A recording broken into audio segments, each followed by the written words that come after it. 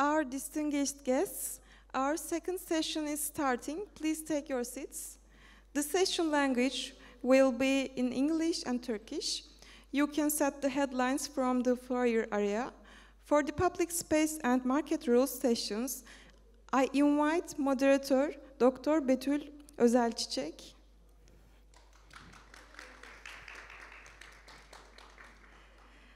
And speakers Nazma Han, Ebru Baybara Demir, and Rüveyda Abdelaziz. Sultana Tafadar will join us online from UK.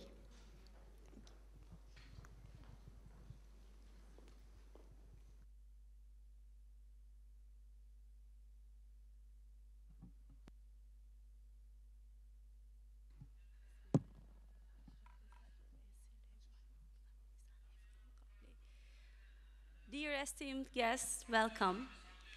Welcome to the second session on the second day of 5th International Women and Justice Summit. In this session, we will focus on public space and market rules. You know, the latter can be both considered as a noun or a verb, you know, perhaps with a question mark just right after. So, we will be discussing women's place in the market. Does it really rule? Or, if it does, and if the market's rules are established, how that affect women? Our panelists today are highly impressive and admirable women. All of them are the first of their expertise areas, and all of them are many award winner women. And by the way, I'm Betül Özelçiçek, your moderator for the session. Welcome again. These women, these bright women are activists. And the necessities that led them to their activities are the necessities of all women all around the world, from different cultures, different civilizations, and different spheres, both public and private. And those necessities are necessities of diversity, equality, human rights, world peace, religious rights, women's rights, and contributions, the right to contribute to the public sphere, workplace, agriculture, environmental and cultural issues. As we all know, women today, in order to be labeled as successful, has to be so many things, sometimes right at the same time. And our panelists today are quite many things at the same time. They are good at everything they do. We are honored to have met them, to be familiar with their activities, and to listen to their experiences today. So let me introduce them to you.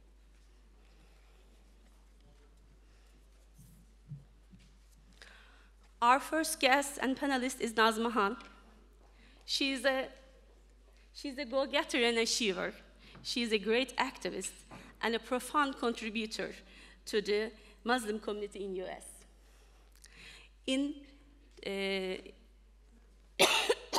I'm sorry. In 2013, she started a global movement called World Hijab Day to fight the discrimination, bigotry, and prejudice against women in hijab. She is the CEO of the World Hijab Day organization, as well as the founder of International Muslim History Month.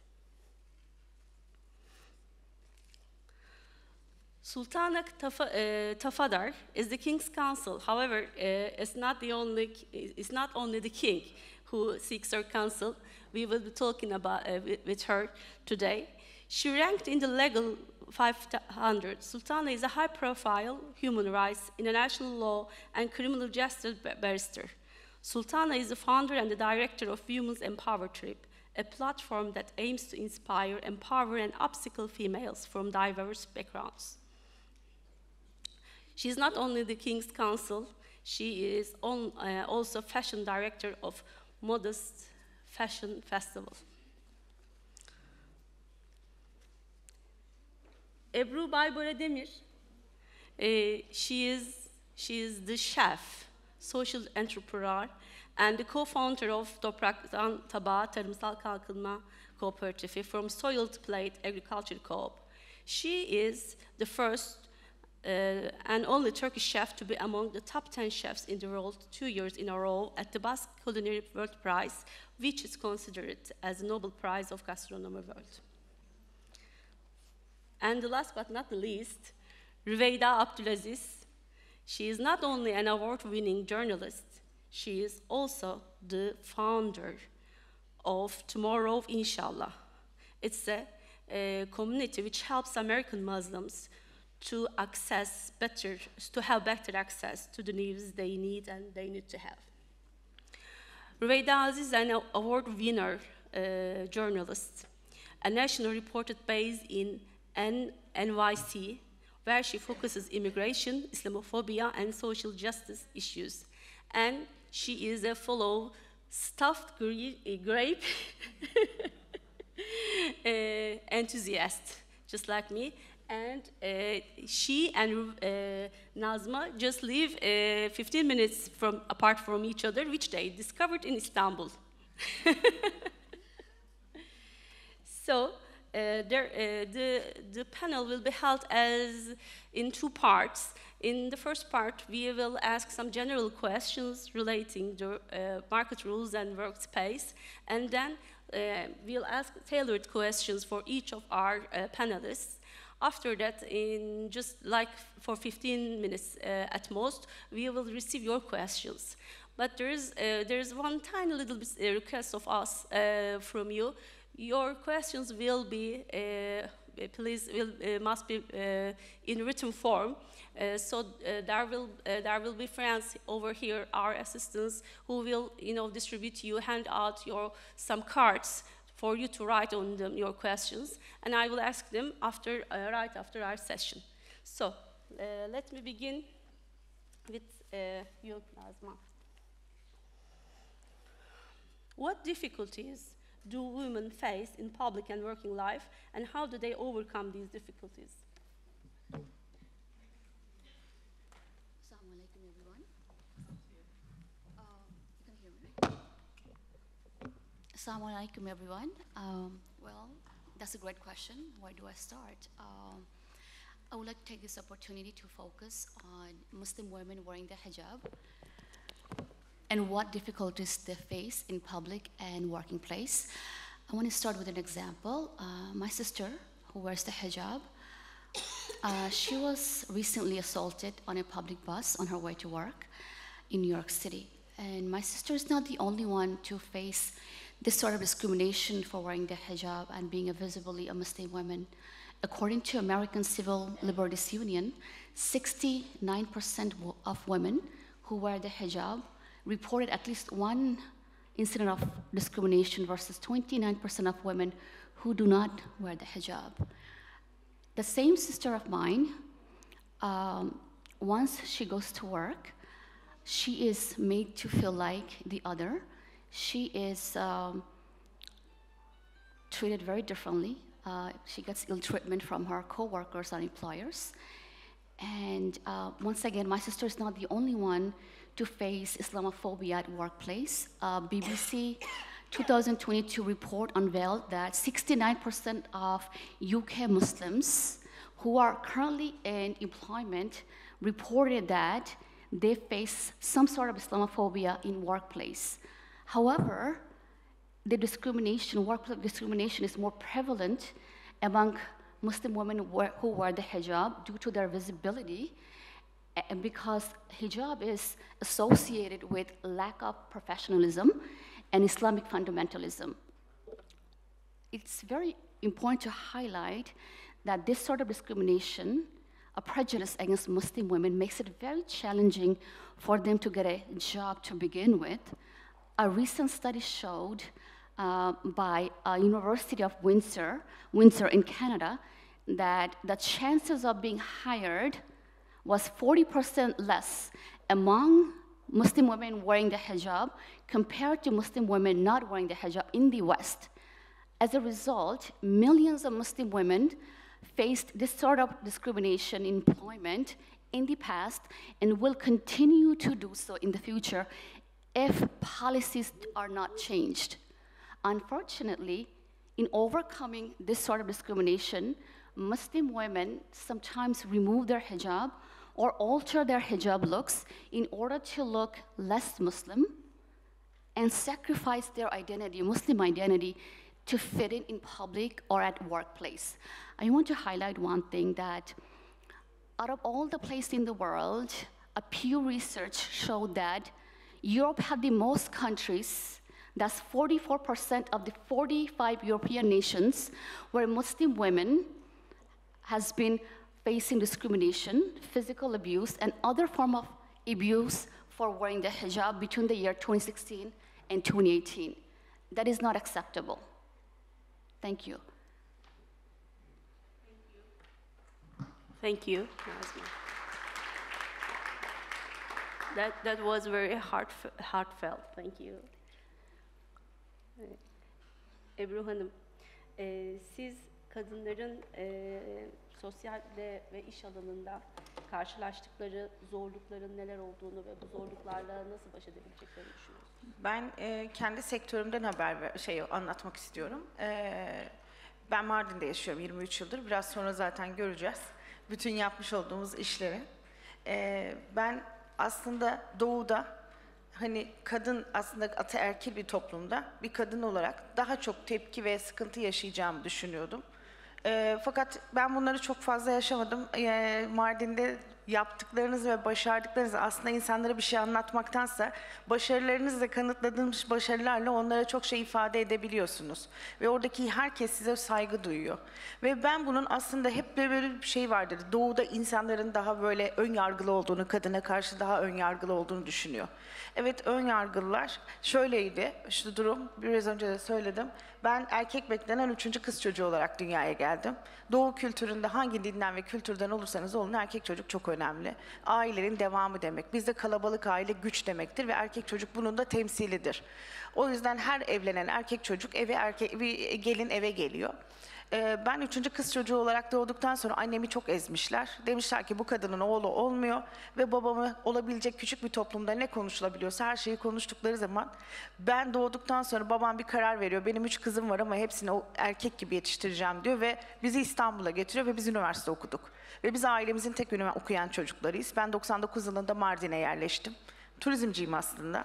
Fakat bir gün farklı bir şekilde bir şef olarak, bir yemek şefi olarak, bir mutfak şefi olarak bugün buradayım.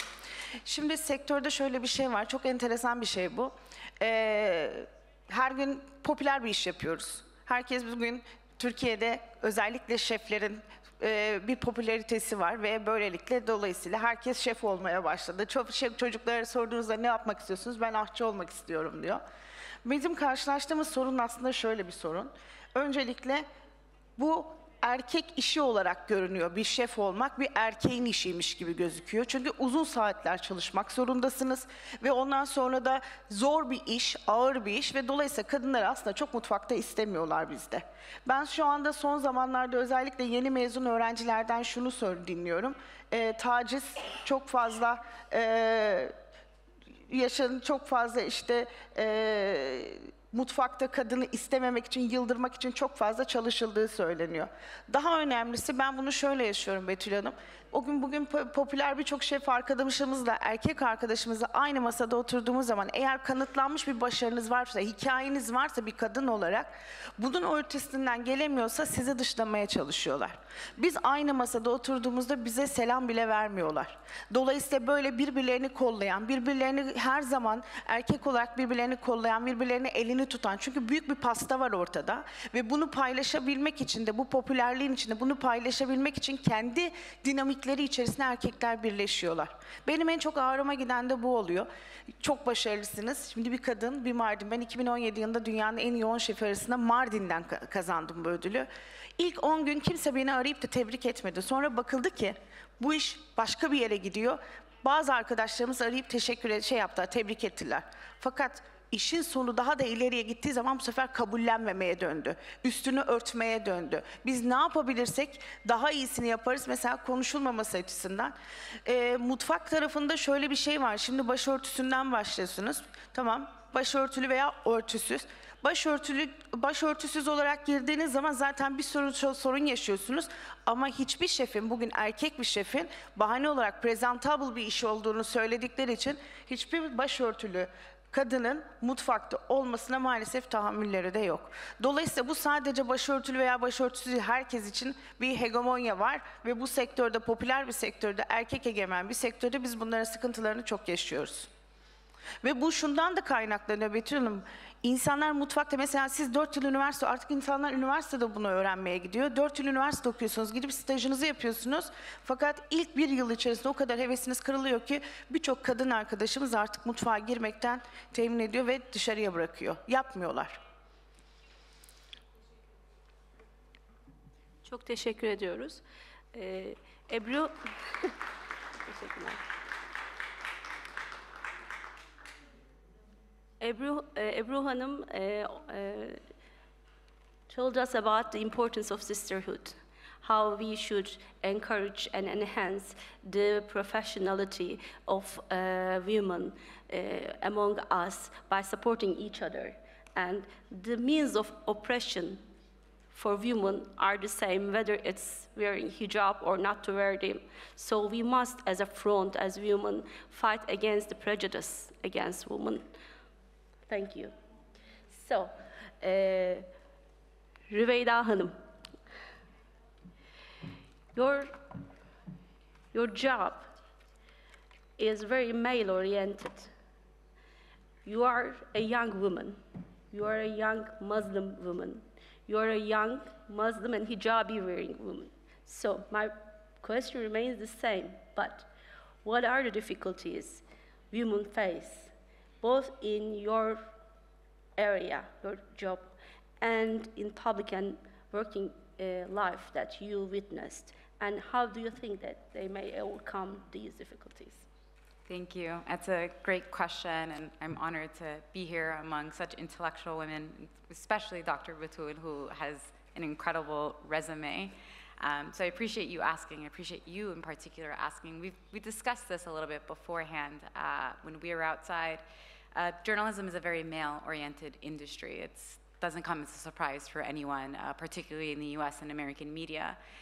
Not only is it challenging to be a Muslim woman, a woman of color, a hijab-wearing woman, it's also my focus area, my area of coverage. And so you don't need to be a reporter to know that the challenges in the US, particularly when it comes to the perception of Muslims, is reductive, it's stereotypical, and to be quite honest, it's backwards, right?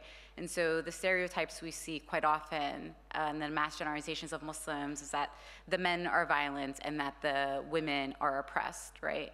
And this is not just impacting Muslim communities, but it also flattens the identity of the general region. When we're talking about the diversity of the Middle East, generally speaking, there is an overlooking of the minorities in the country. There's an overlooking to the cultural nuances, the different socioeconomic backgrounds that folks come from. And so not only is it my sheer existence being in media, but it's also the stories that I'm trying to tell. It's also the communities that I'm trying to represent. And so when you have a culture that's produced hundreds of stories that continue to flatten our identities, that continue to reduce a person who comes from any of these countries, from any of these backgrounds, into a box, it makes it a challenge, to put it quite lightly, to fight all of those stereotypes in producing good stories. So that is the forefront of my work, producing qualitative stories that are honest, that are invigorating, that are intellectual, and to bring back the complexities of our communities. In the US, the Muslim American population is only 1%, so we're a tiny population. And yet this tiny population is told in the same cliched ways, whether it's in news, whether it's in Hollywood, in film, on television, etc. So the concept of representation is not just what we consume, but it also comes through our bodies. And so me being, the Arab Muslim woman, all of these layers is a form of resistance in some way. And so it's me walking into my newsroom, understanding the baggage that comes with it. People assuming they know my intellect, my religious identity, my cultural identity, and not looking at my investigative skills, my more than 10 years experience, my university degrees, my awards. All of that gets take a backhand because they see what they want to see first.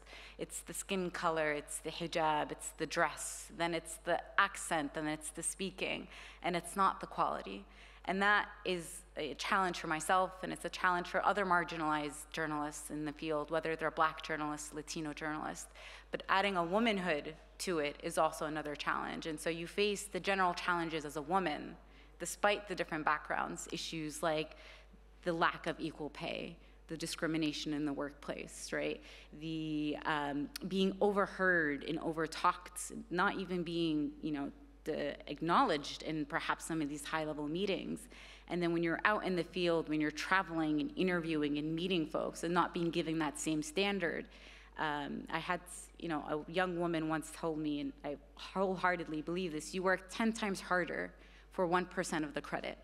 And that's what we do as women. We're constantly working 10 times harder. We're navigating the different identities and the complexities in our newsrooms, right? In any of these sectors, not just in media. What makes it more challenging in media is then you're now tasked with the responsibility to tell the stories of thousands of women that you're meeting. And so I wake up every day asking myself, how do I write a very limited story through texts and words and visuals of the complexity and the beauty of a woman that I'm meeting, whether she's Muslim or not, or Arab or not. And how do I tell her whole self in this one medium? And how do I do it through my one story in an agency and in a newsroom, in a culture that's produced hundreds of thousands of stories that go against perhaps the story of what she wants to tell? So the challenges are absolutely there. But I choose to get up and do it over and over again because it is through the sisterhood that Ibru was talking about that I think when I meet these women and I want to honor them, and honoring them through my profession is just my one way of trying to honor my womanhood and my identity, but also the other women that I meet throughout my work.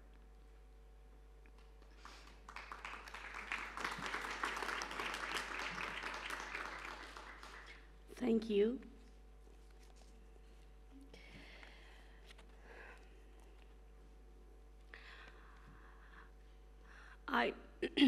I'm sorry. I find it hard to talk sometimes when the experiences are that much parallel and that much profound. So I must ask you to excuse my emotional state. This is from the heart. Thank you. I want to thank all the contributors, all the panelists for these heartfelt declarations.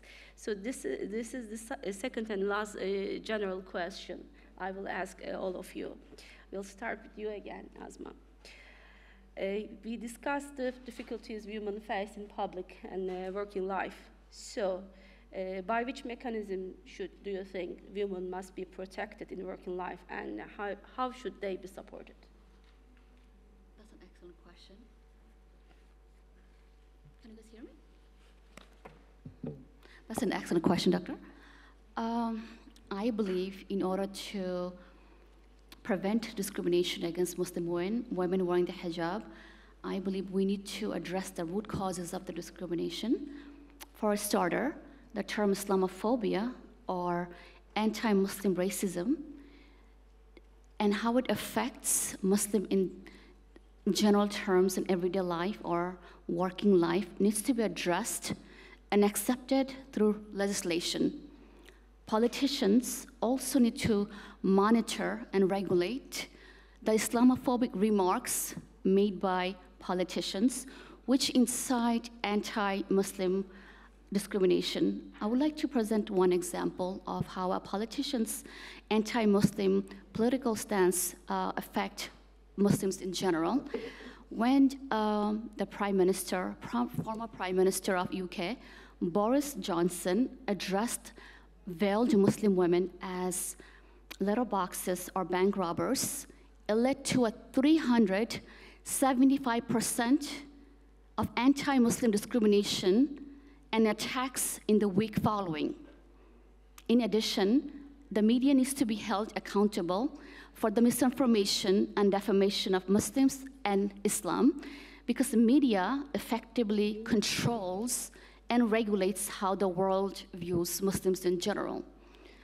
A recent study done by Dr. Kara at Hudson Community College in the USA found that 46% of Muslim women wearing the hijab reported that the discrimination they face at workplace is directly correlated to the negative portrayals of Muslims in the media.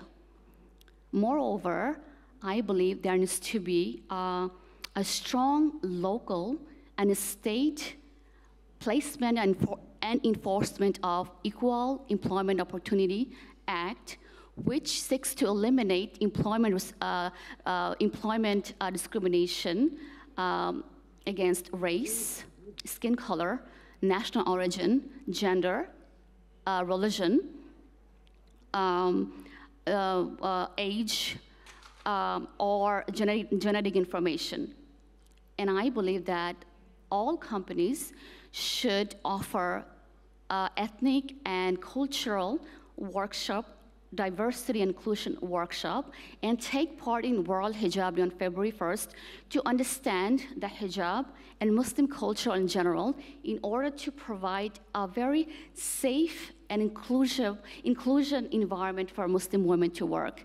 I encourage all the organizations, Muslim organizations, especially in the West, to offer inclusion and diversity workshops which highlights the Muslim culture, especially the hijab, in order to tackle Islamophobia in the labor market. Thank you. Thank you. Ebru Hanım, siz bir sürü karşılaştığınız zorluklardan bahsettiniz. Bu zorluklarla karşılaşıyor olmanız, günlük hayatınızda da, iş hayatınızda da her gün bu zorluklarla karşılaşıyor olmanız gerçekten iş performansını, insanın psikolojisini, sağlığını çok etkileyecek şeyler. Ve bunu sadece siz de yaşamıyorsunuz.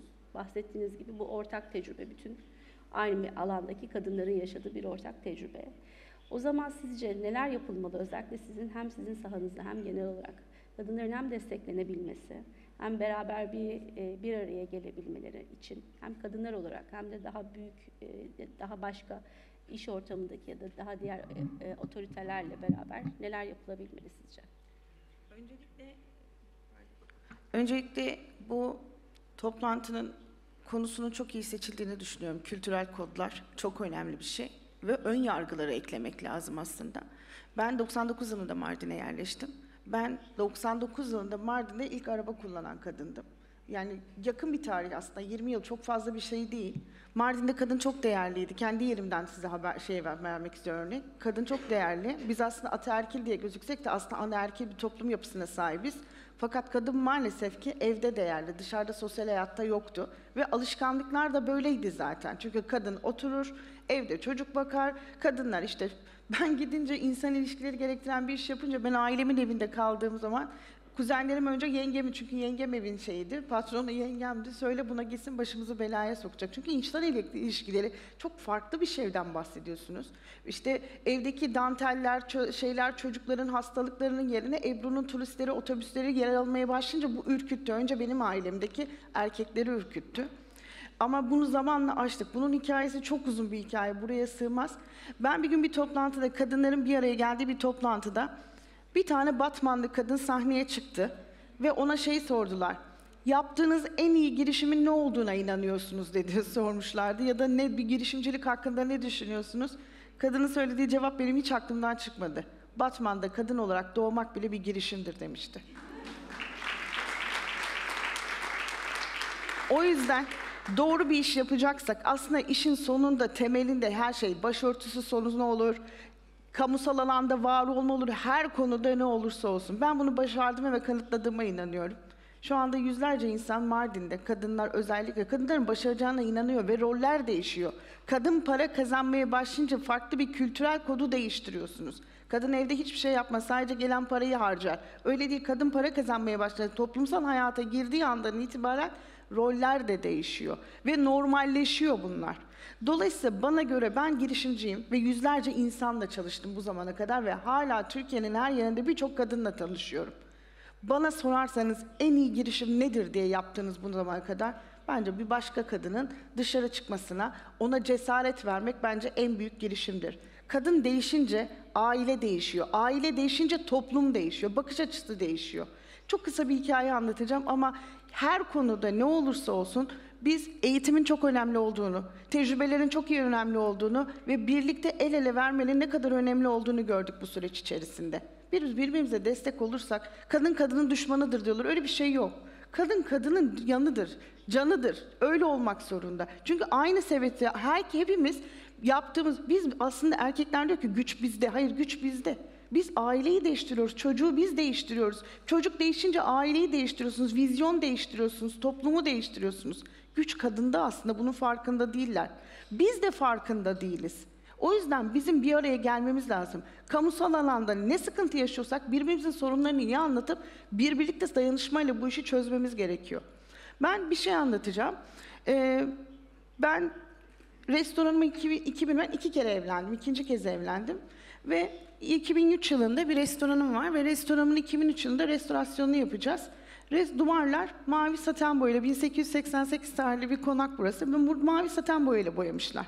Çok enteresan bir Allah'ın çok az insana nasip edeceği çok güzel bir hayat yaşadım. Gerçekten ve hala yaşıyorum. 2003 yılında biz dedik ki bu restoranın duvarlarını temizletelim. Çünkü ilk başta öyle bir imkanımız yoktu ama imkanımız olunca bunu temizletelim dedik. Eşimin taşeronlarından bir tanesi geldi, Celal. Böyle yıldız tornavidalarla bütün o şeylerin içerisini temizlemek zorunda. Ondan sonra benimle sohbet etmeye başladı. Ara ara ben gün içerisinde gidiyorum, işi çok zordu. Biliyor musun dedi, seni dedi, benim eşim çok merak ediyor dedi. Dedim getirsene tanışalım. Cık, gelmez buraya dedi. Neden dedim.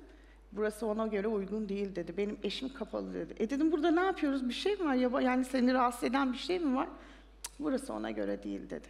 Neyse 5 çocuğu varmış, gitti bir süre sonra 1,5 ay işimiz bitti. 1,5 ay sonra falan 2 ay sonra geçti, bir kadın geldi gerçekten.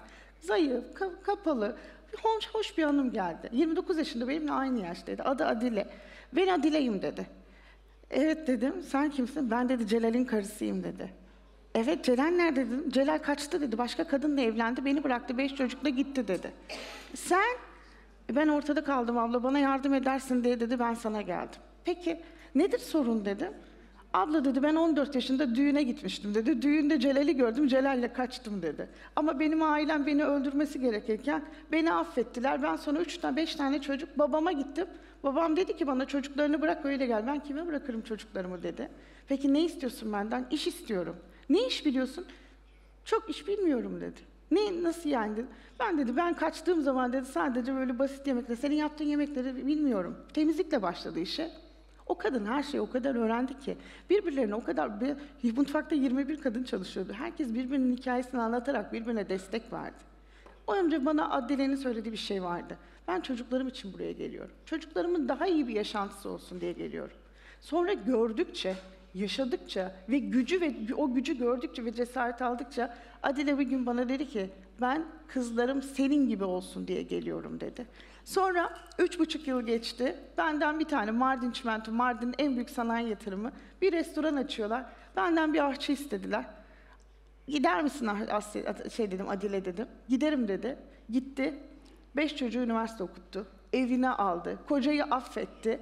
Ama evet gene affetti. Şimdi çocuklar kendi hayatlarını kurdular. Dolayısıyla birbirimize destek vermek, birbirimizin yarasını sarmak, birbirimizle birlikte olmak, sorunların her ne olursa, bu işte kabullenememe olabilir, çocuk sorunu olur, sağlık sorunu olur, ne bileyim başörtüsü sorunu. Biz birbirimizin dertlerini anlarsak, birbirimizin yaralarını sararsak, uçlaştırmadan hep birlikte bu işleri çözebileceğimize inanıyorum ben.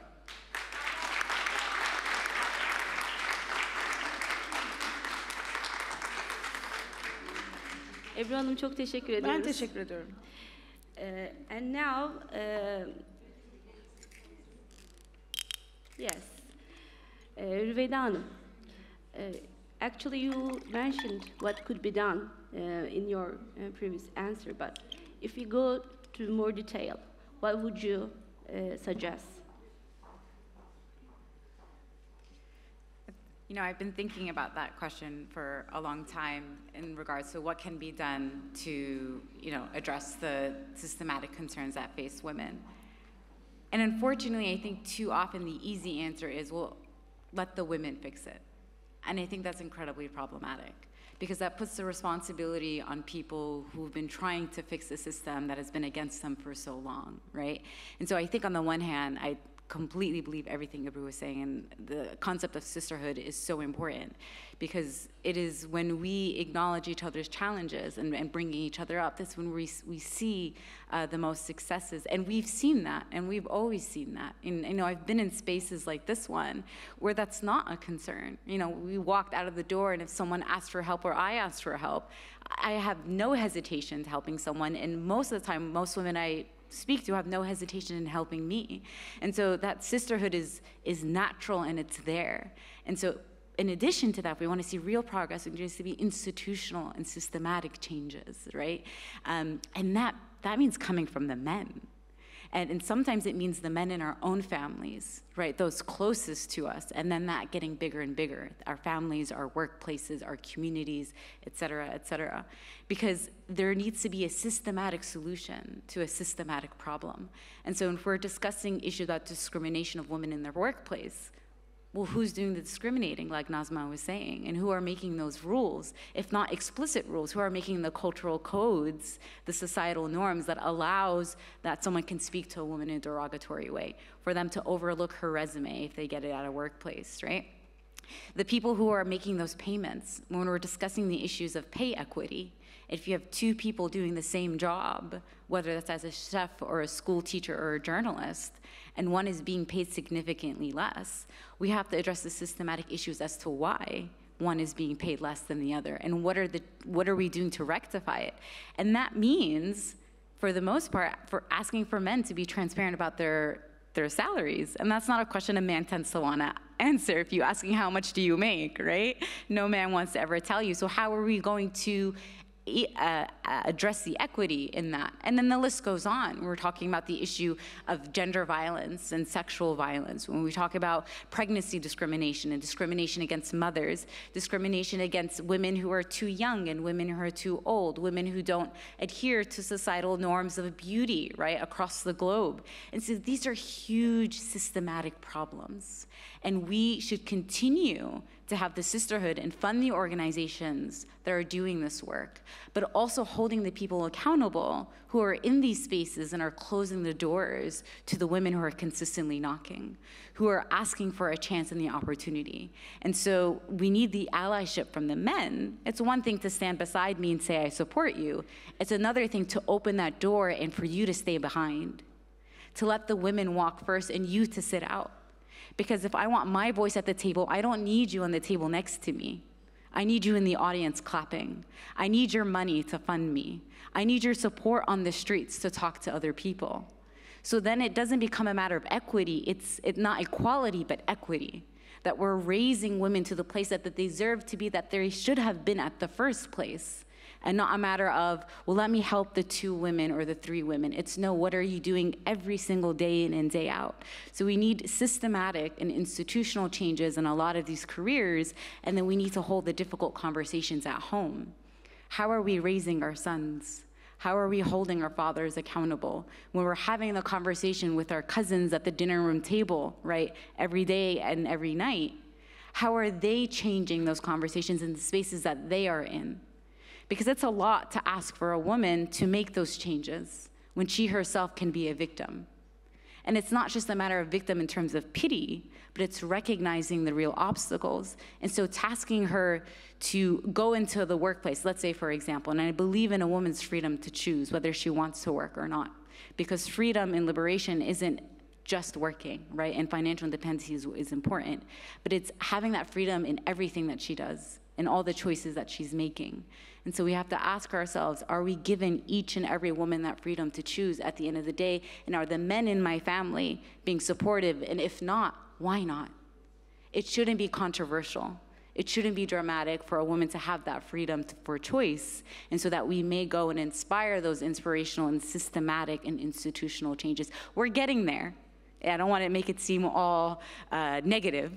We're absolutely getting there, but we could be getting there faster if the other half of the population joins us.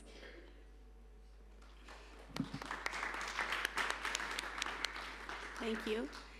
And now I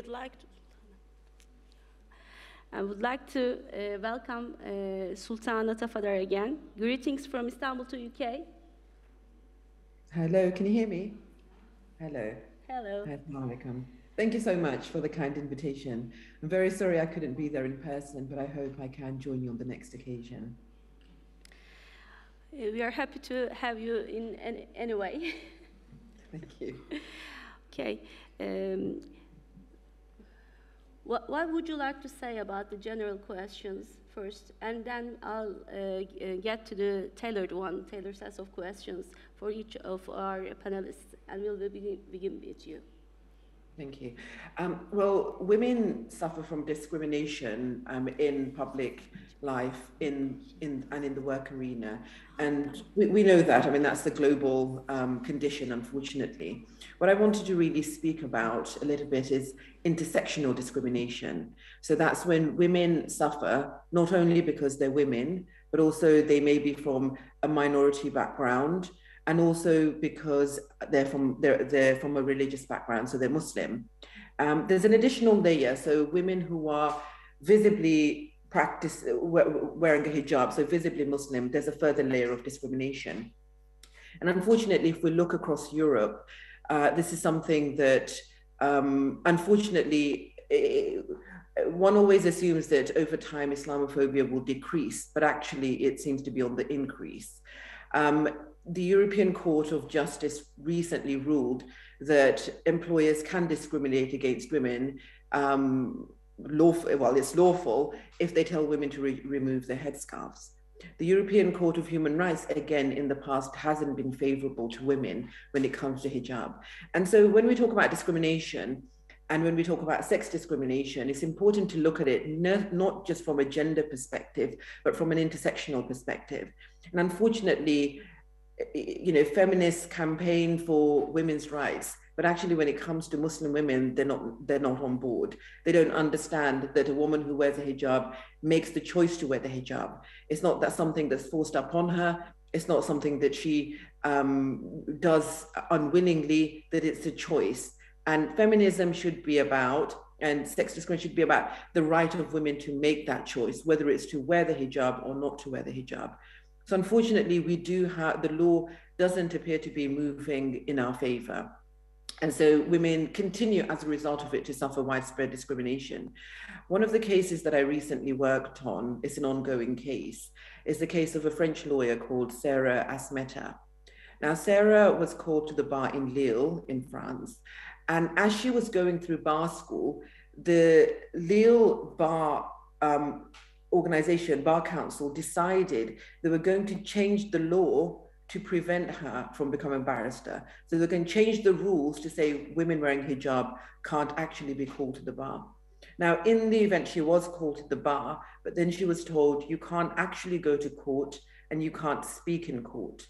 So they said you can do paper-based work. If you have clients, you could do documents. As long as we don't see you and as long as we don't hear you in the courtroom, then you can do your job.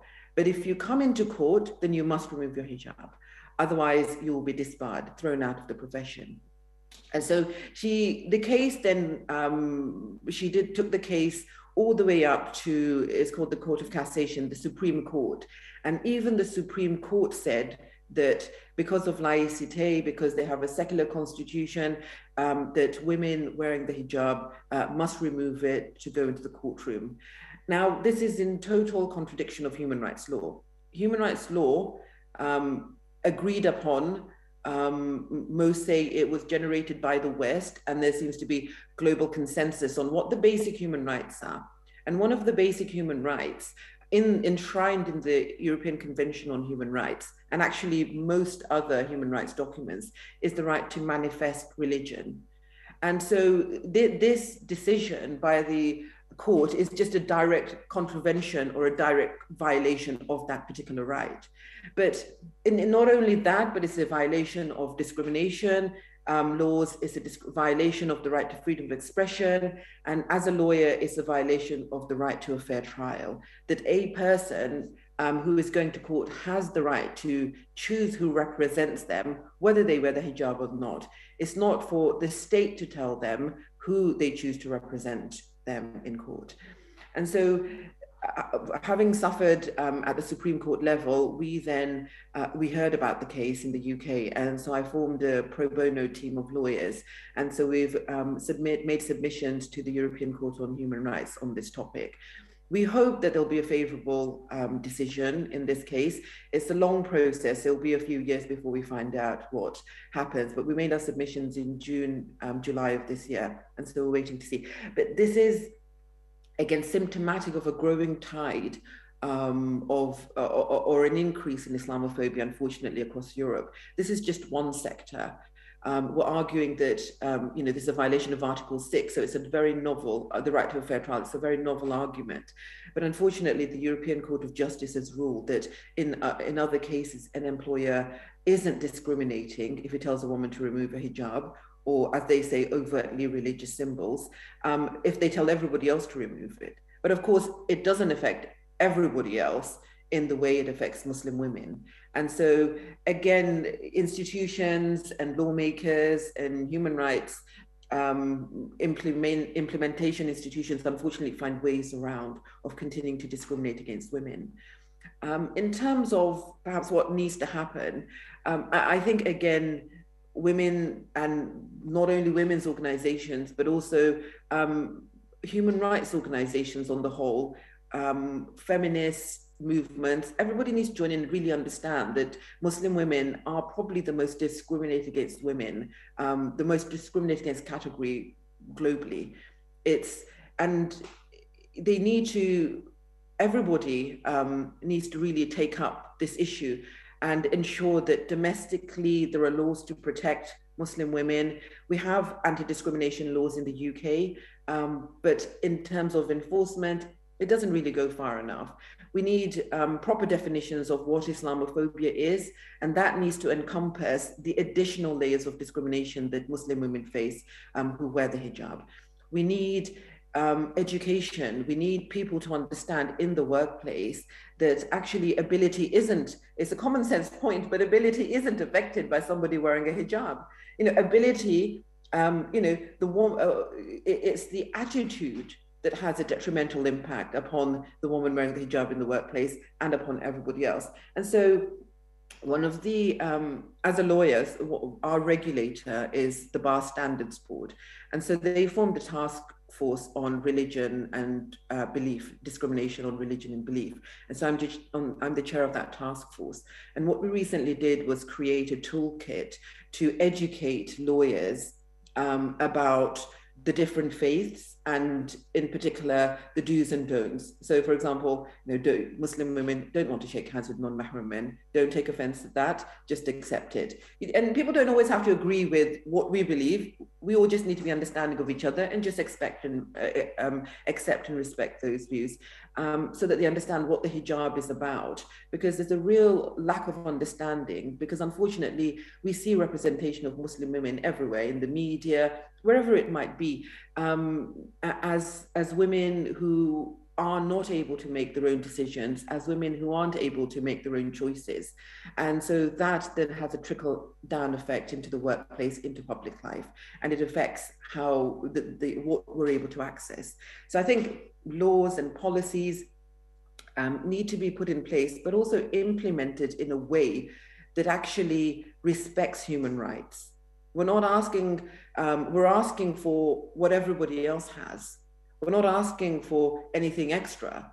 We're asking for equality. Like every woman has the right to be treated as an equal. They have the right to be given access to opportunities. They have the right to progression in a career. They have the right to promotion in a career, and they have the right to have a seat at the table. And so we don't ask for more than equality, but unfortunately, because of the intersectional discrimination we face, there's a need to actually pay more attention to the battles and the challenges that Muslim women face, and to ensure that those the path to success is eased by those who actually prevent us from succeeding in the first place.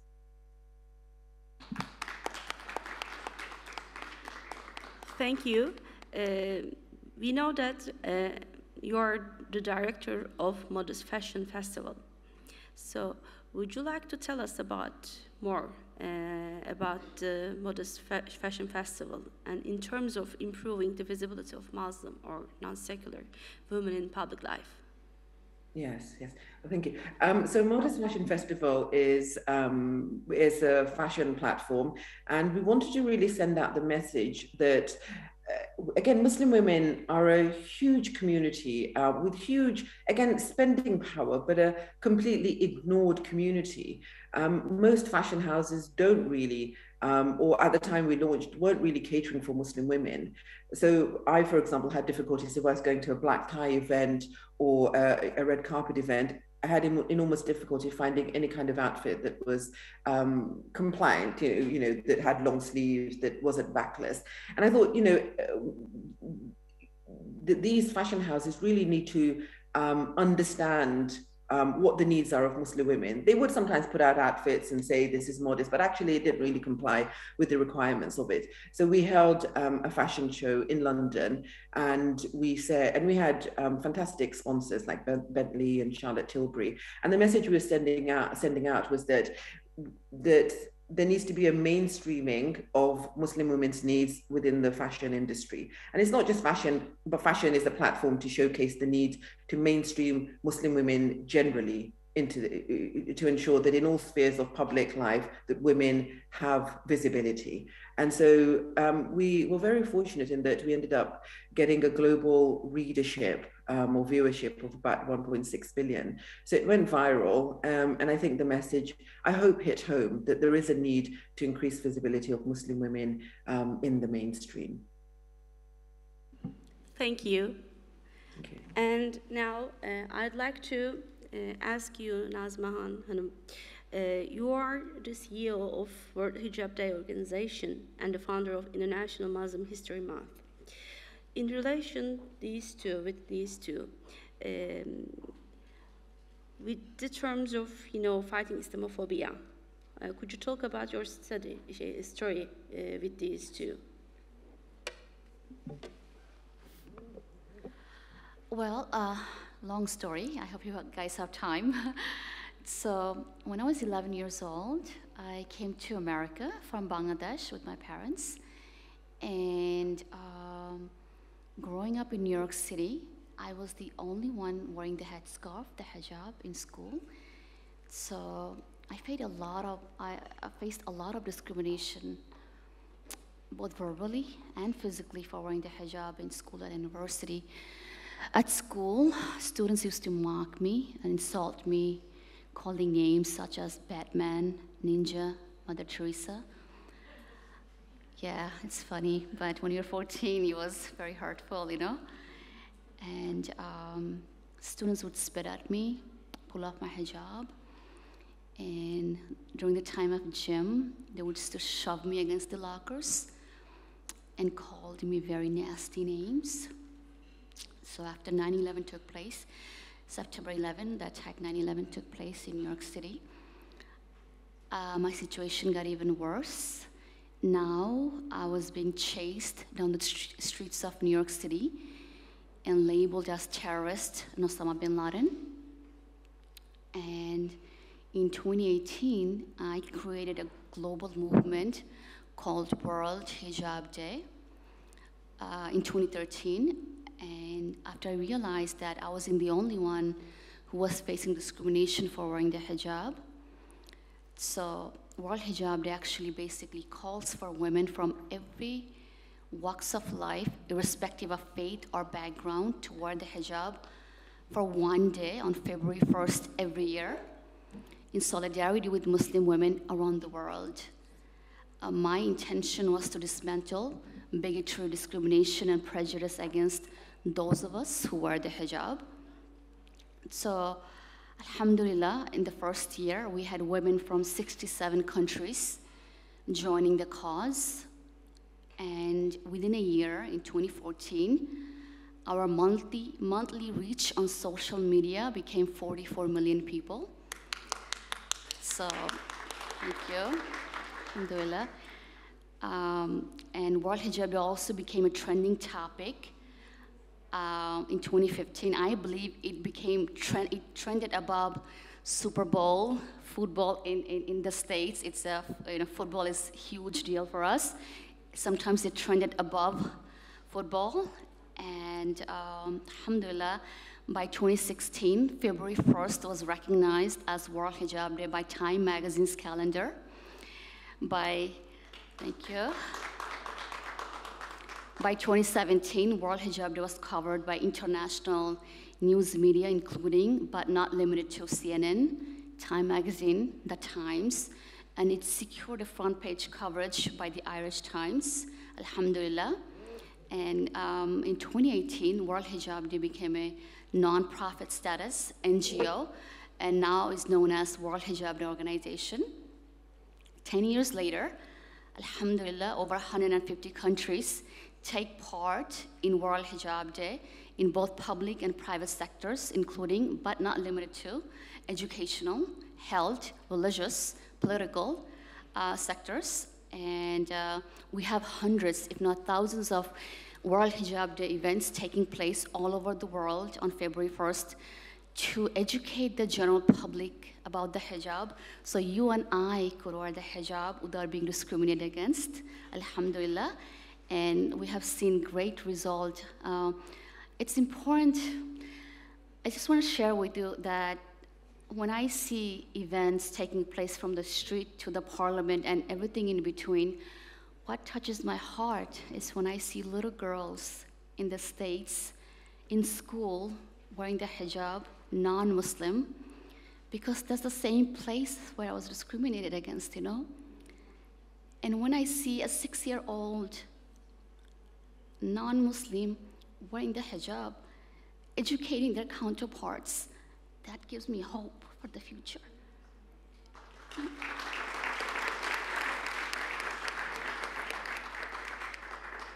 So alhamdulillah, and World Hijab Day also been recognized through passing resolutions in a place like state of New York, Michigan, city of Gainesville, Florida, and also the House of Representatives of Philippines recognized World Hijab Day as National Hijab Day on February 1st. So alhamdulillah, alhamdulillah. And this year alone, we had Meta, the parent company of Facebook and Instagram, actually helped celebrate the 10th annual World Hijab Day, which helped to amplify our message even more. People got to know about the hijab in places like America, alhamdulillah, and workplace, right? So I even had employees from Facebook, Instagram, Meta, the parent company, employees, right, putting the hijab on February 1st. So alhamdulillah, through World Hijab Day, we're able to eliminate workplace discrimination against Muslim women who wear the hijab. In addition, we had companies like American Airlines commemorate World Hijab Day in order to normalize the hijab in the workplace. So alhamdulillah, it has been amazing ride.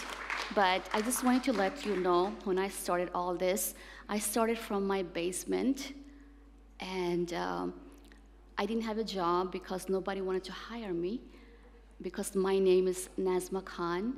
It sounds like a Muslim name, and I wear the hijab. And nobody even offered me a job interview. I wanted to know my beautiful sisters here that if I could do it from the basement, okay, if I could do this without having a job, never having a job myself, to change the world, to change one person's perspective about our choice wearing the hijab, which is obligation upon all the Muslim women, if I could change one person's mind about the hijab, you could do it too. Anything that you want, put your mind to it. You don't need money. You don't need research.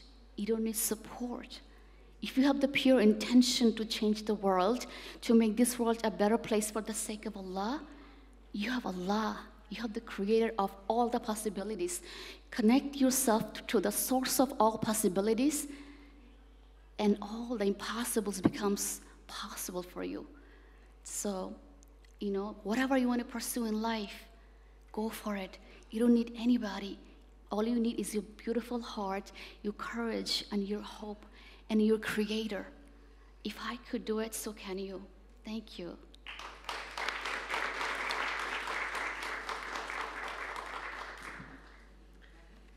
Thank you, Nazma.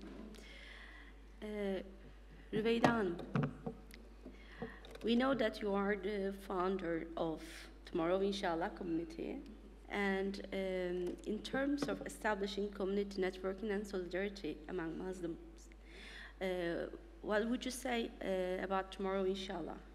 And you know, women, Muslim women in the West faced a lot of social injustice in relation to why the reasons for you to found Tomorrow Inshallah. Would you like to elaborate more on that issue too? Sure, and thank you, Nazma, for everything that you've done in your space. Tomorrow Inshallah is an online Facebook community that was founded more than 10 years ago to cultivate a space for Muslim American and their voices. It was born out of the need because of a frustration with general, the mainstream media coverage of the Muslim American community.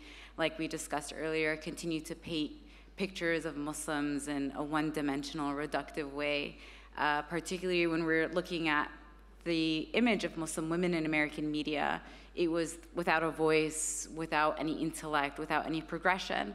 And we still see this today, unfortunately, whether we're talking about news or if you even look in some movies or on Netflix, you have a strong Muslim woman character, and somehow, some way, she needs to leave her identity, whether it's her religious faith or her cultural background, in order for her to be liked by her audiences. So it was out of that general frustration came this page. And I have to admit, it's not active nowadays, and it's not as big of a platform. And that makes me kind of proud. And it makes me kind of happy, because it means that it's not needed.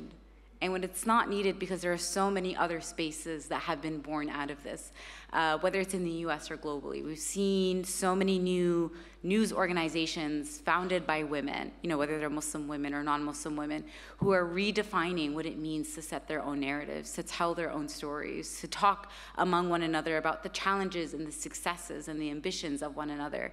And so that page is not as active, but there are tens more, right? Whether they're focused on Muslim women or focused on other women. And I think that represents a milestone in terms of the representation and the conversations that we're having about women.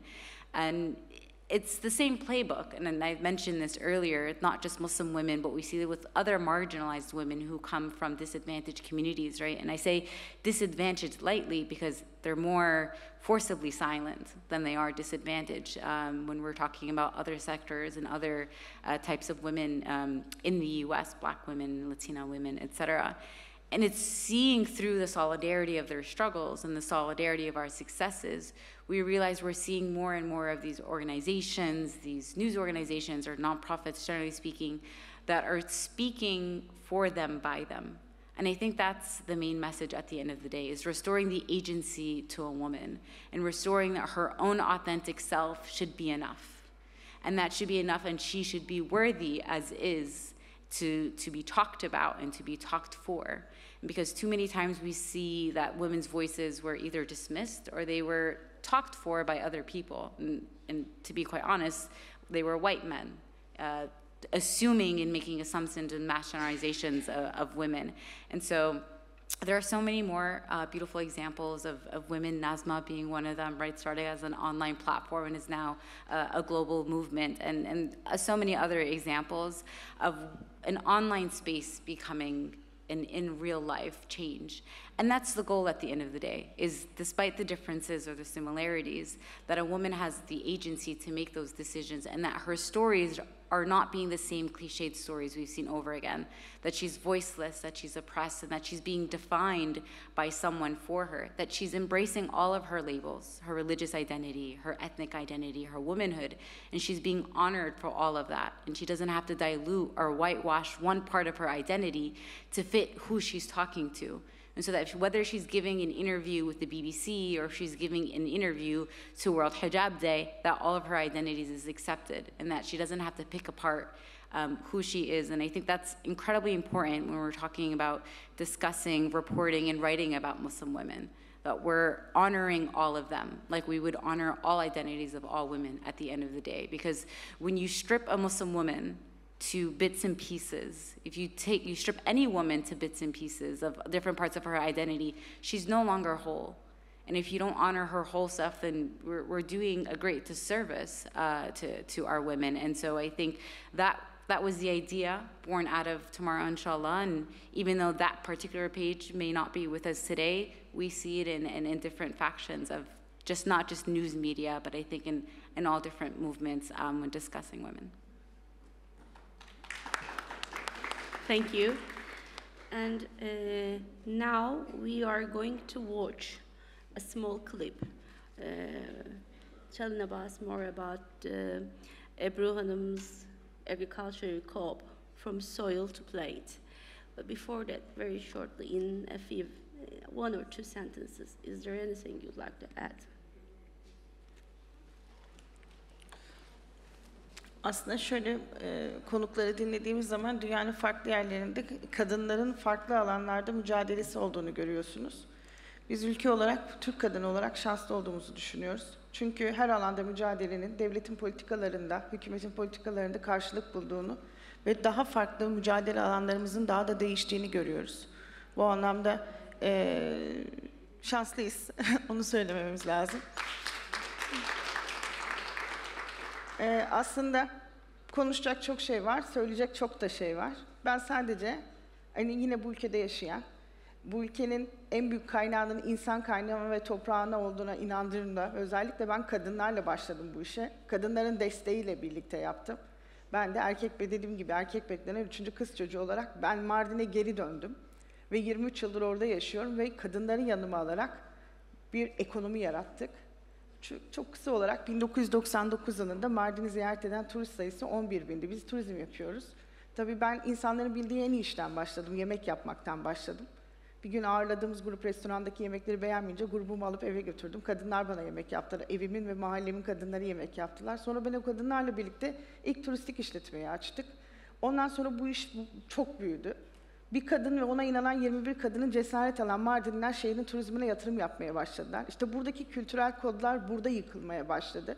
Cesaret çok önemli. Birbirimizin yanında olmamız çok önemli. Ve ondan sonra bugün Mardin 2 milyon turist alıyor. Ve yatak kapasitesi 18.500. Ve bu daha katlanarak değişim devam ediyor. Sadece turizm alanında yapmadık yapmış olduğumuz işi. İlham aldığımız birçok projeyle birlikte bugün Mardin'den artık Türkiye'ye ve dünyaya anlattığımız hikayelerimiz var. Tarım yapıyoruz. Kadınların özellikle ekonomik anlamda, eğitim anlamında daha çok şeye söz sahibi olabilmesi için cesaret vermeye çalışıyoruz. Yapmış olduğumuz işin adı sadece cesaret vermek. Ben biraz uzun olacak film. Yarın İspanya'ya gidiyorum. Pazartesi günü benzer bir konuda İspanya'da bir sunum yapacağım. Bugün onun için hazırlanan filmi size sunmak istedim. İlk görücü siz olun istedik. Umarım beğenirsiniz. Biraz uzun bir film, 5 dakikalık bir film ama iyi seyirler diliyorum. Burada yapılan her şey, zaten koskoca bir şey yaratıldı, ekosistem yaratıldı. Kadınlar artık her yerde, işin her tarafında. Okusun ya da okumasın ya da neyse sorunu ama benim eğitim ve gelir düzeyi düşük olan bir yerde yaşıyorum. Ama son zamanlarda özellikle bu kadınlar geliştikçe ve kendi ayakları üzerine durunca, ailede söz sahibi olmaya başlayınca özellikle kız çocuklarının kendi özgürlüklerini alabilmeleri için aileler, anneler mücadele ediyorlar. Ben kadını çok değerli görüyorum. Ben Mardin nasıl bir şehir derseniz bence şehirlerin cinsiyetleri var. Bence Mardin bir kadın. Çünkü ben her ağladığımda bana o şehrin kadınları gözyaşlarımı sildiler. Ve ben onlarla çok güzel yerlere geldim. Koskocaman bir ailem var artık. Bu aileleri büyütmemiz çok önemli. Dünyanın her yerinde bugün gelen konuklarımızın da mücadelelerine baktığımız zaman biz dediğim gibi Türk kadını olarak çok şanslıyız. Yaptığımız her mücadelenin mutlaka dediğim gibi karşılığını politikalarda, ülkenin politikalarında karşılığını alabileceğimiz imkanlarımız var. Çok teşekkür ediyorum davetiniz için. Ben filmle baş başa bırakıyorum size.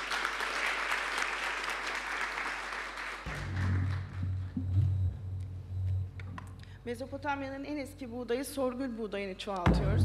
Kıymetli hanımefendinin başlatmış olduğu tohum projesi çok önemli. Türkiye'de özellikle Betül Hanım'ın soracağı sorulardan bir tanesiydi. Ben şu anlamda çok önemsiyorum. Bir model. Sorgül buğdayı, Mezopotamya'nın en eski buğdayı. 2 yıl önce Konya'da Bahri Dağdaş tesislerini gezdiğimiz zaman oradaki yetkililerden aldığımız bir bilgi vardı ve benim için çok kıymetli bir bilgiydi. Tohum konusunu özellikle hanımefendinin başlatmış olduğu tohum mesleği Türkiye'nin gıda geleceği konusunda çok önemli. Şundan dolayı Cumhuriyet tarihi boyunca 3000'e yakın çeşit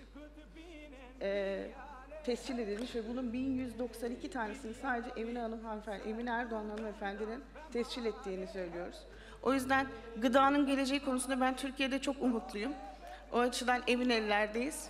Bu Torgül projesi de 102 dönümde başlayıp 10.000 dönümde devam eden tohum çoğaltma projesi. Kuraklığa karşı dayanıklı bir buğday bu. Ve kuraklık stresinin arttığı için de şu anda Mardin'de ve Tarım Bakanlığımızın desteğiyle de Konya'da ekimine devam ediliyor. Sesini biraz alabilir miyiz?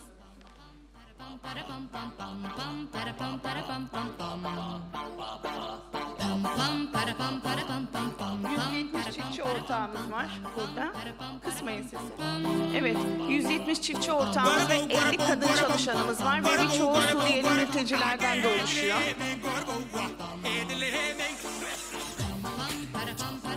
Küçük üreticinin pazara ulaşabilmesi amacıyla yapılmış bir proje bu. Daha sağlıklı olur.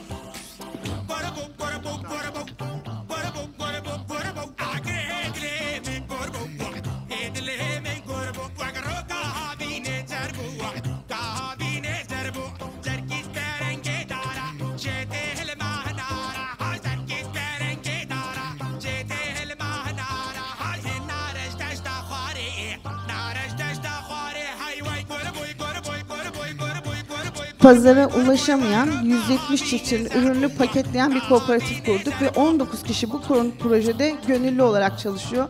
Bütün amacımız istihdam olanakları yaratmak, özellikle kadın çiftçilerin ürettiği ürünleri paketleyerek pazara ulaştırmak. Sistemi yöneten de kadınlar.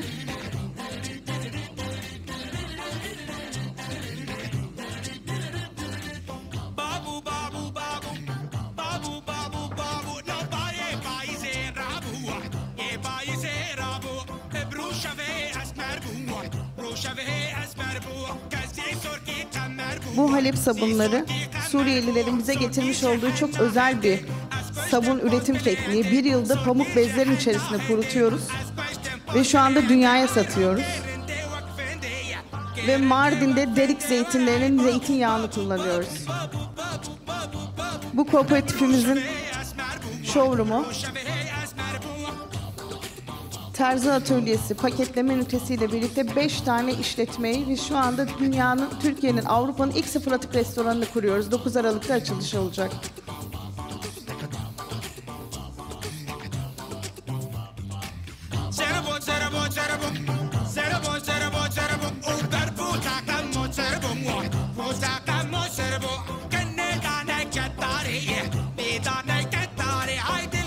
Burası Harran, Urfa. Burada 136 kadınla çalışıyoruz. Bu benim ev restoranımın mutfağı.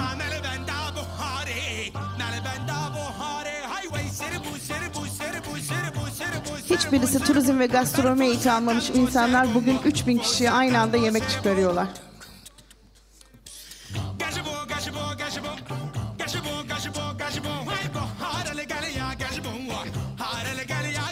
Bu benim yemek sunumum.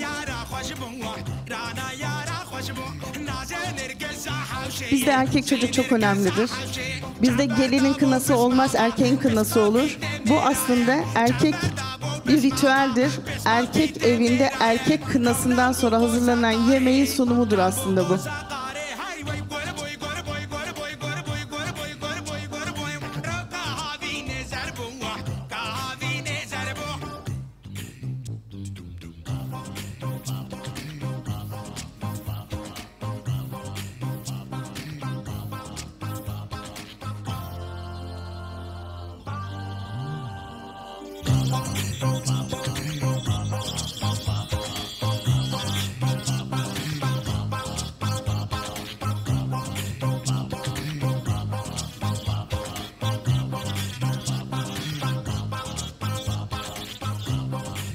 Teşekkür ederim.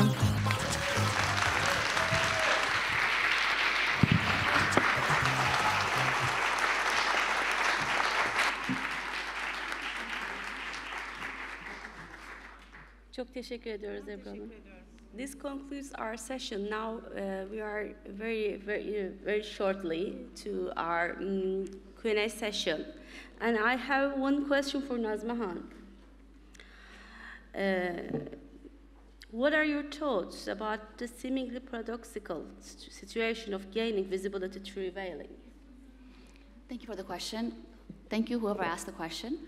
I believe difficulties is part of life, and that's what challenges and difficulties makes us learn, grow, and makes us strong in a way, right? So whatever this difficulties is going on in the world, especially right now, against Muslim women wearing the hijab, we have to always go back to our source, right? We have to always ask, why? Why am I wearing the hijab to begin with, right?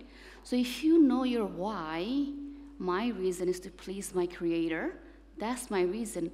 So regardless of whatever is going on in the world, I don't care what, I faced enough problem in my life after, September 11. I faced everything, right? Like I told you earlier.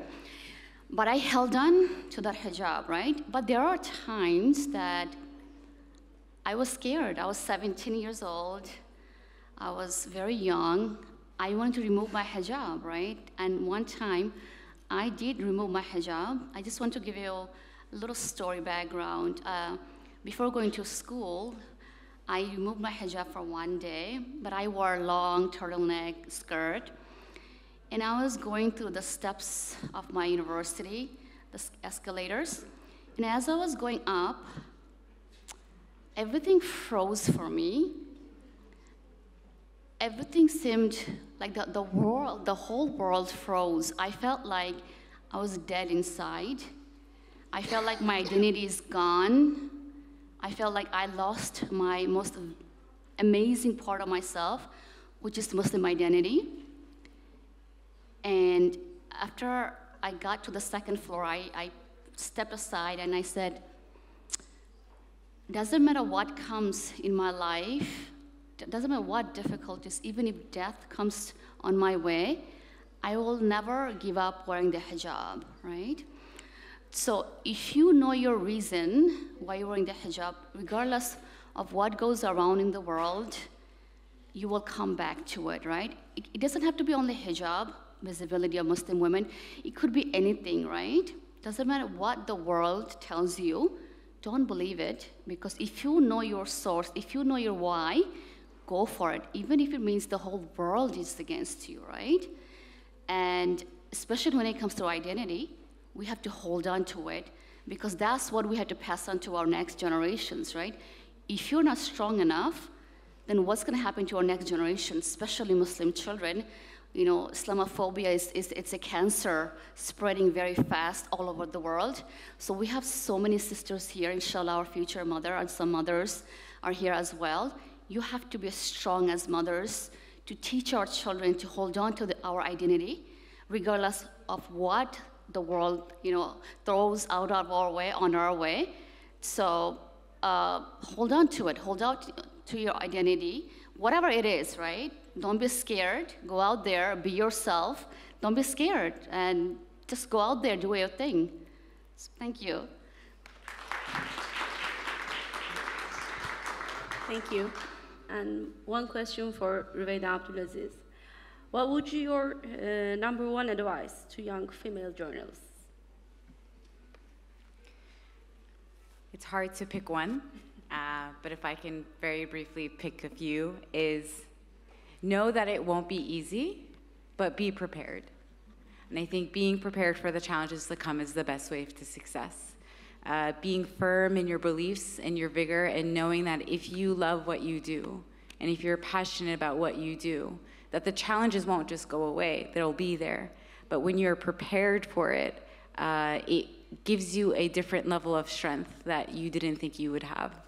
And so trusting that heart and trusting that gut of yours and trusting that the firmness of the love and the belief that you have in your industry and wanting to do better and wanting to do right by the industry and being that person, I think will help you get through the dark days, because there will be dark days, like Nazma said, but the brighter days are brighter.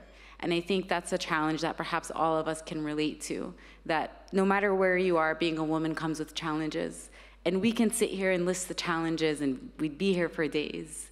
But all of that means nothing when you have that one bright day, when you have that reader that says she read your story and she felt changed by it, when you have a woman who's able to put her children through school, when you've changed someone's idea of perception in part of your identity. Change and having impact is a relevant concept for all of us. But I think as a woman and doing it for another woman, I think that is what gives us peace at night.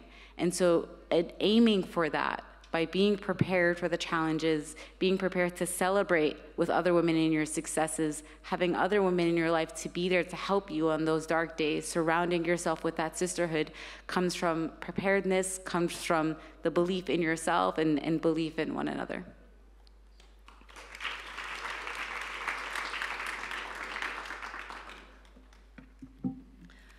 Well, this is the end of the second session.